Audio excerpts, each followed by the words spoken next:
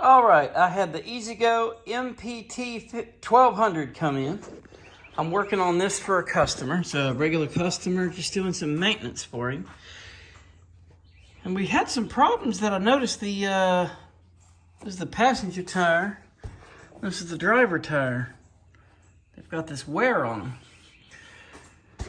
So I noticed that someone had worked on it since the last time I had, and this was loose, and it would wobble.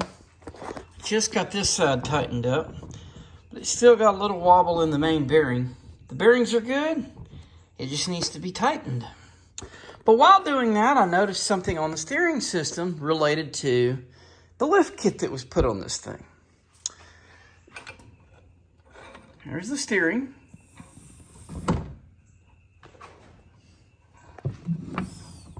It goes right across.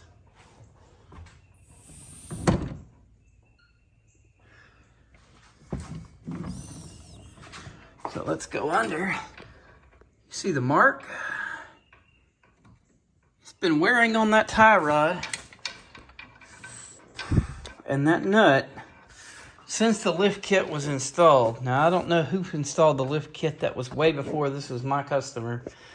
But this is a good example of just because something looks good doesn't mean it's right.